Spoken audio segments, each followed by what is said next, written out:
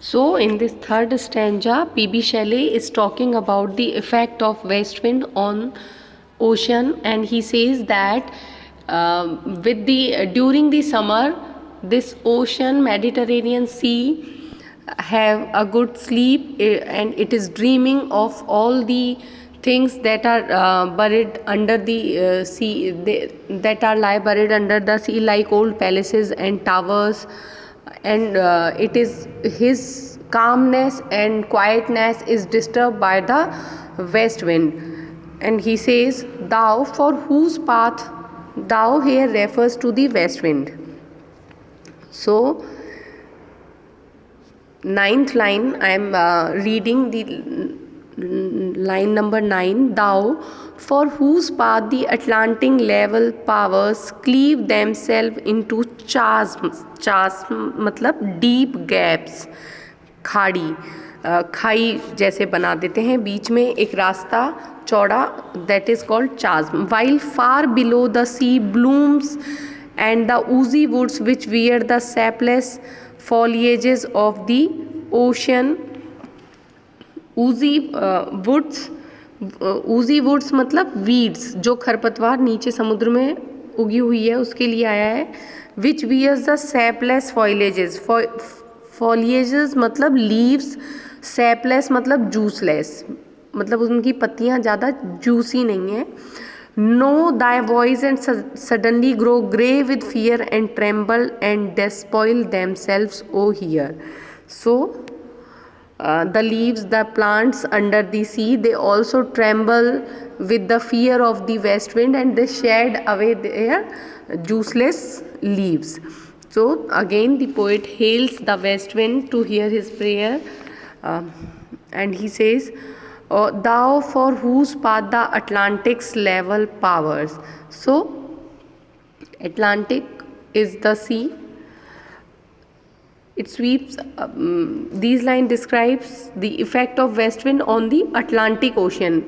In the earlier lines, he was talking about the effect of west wind on Mediterranean Sea. Now he is talking about the effect of west wind on Atlantic Sea. Atlantic Ocean पे क्या effect होता है? Whose path the Atlantic level powers cleave themselves into chasm. Thou for whose path, path मतलब रास्ता, way. तो PB Shelley कहते हैं for whose path Atlantic level pass cleave themselves. Cleave मतलब चीर देना. तो वो कहते हैं कि तुम्हारा रास्ता बनाने के लिए जो अटलांटिक ओशन है, जो हमेशा एक लेवल में बहता रहता है, वो भी अपने आप को दो हिस्सों में चीर देता है, जिससे तुम आसानी से उसके ऊपर से जा सको. मतलब तुम इतनी पावरफुल हो कि जब तुम उसके ऊपर से जाती हो, उस समुद्र के ऊपर से, उस महासागर के ऊपर से बहती हो, तो उसकी लहरों को दो फाड़ करती हुई, दो टुकड़े उसके हो जाते हैं.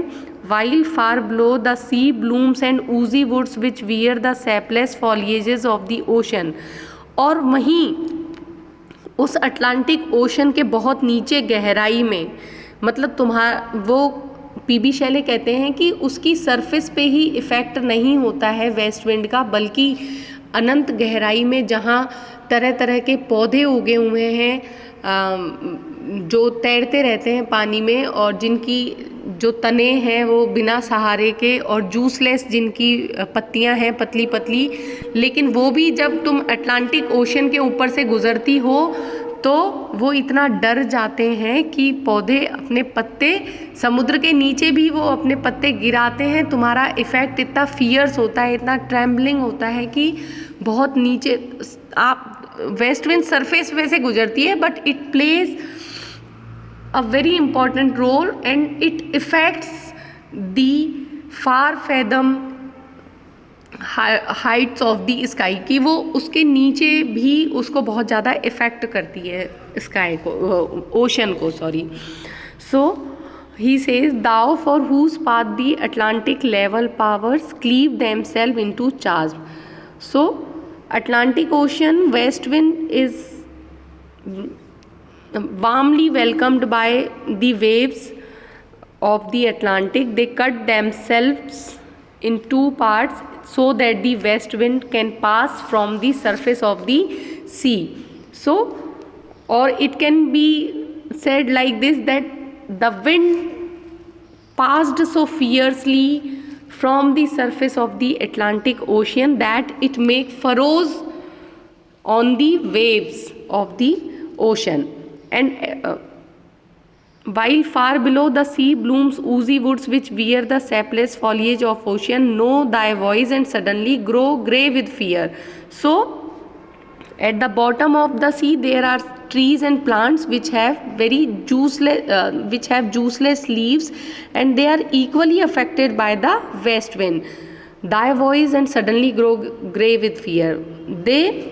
When they listen the sound of passing of the west wind, they started trembling at the sound of its approach, and their colors become grey with fear. They started trembling with fear and trembled and despoiled themselves, and they shed their leaves out of that fear. So, O hear, again poet hails west wind to hear his prayers. So in these lines he says that the west wind has so powerful impact on the Atlantic Ocean that whenever it passes from the surface of the sea, the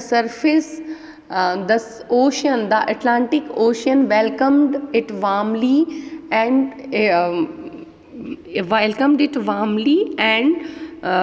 it the waves which cut the surface of the sea to make furrows for the west wind to pass. And the west wind not only affect the surface of the sea, but it also affects the deep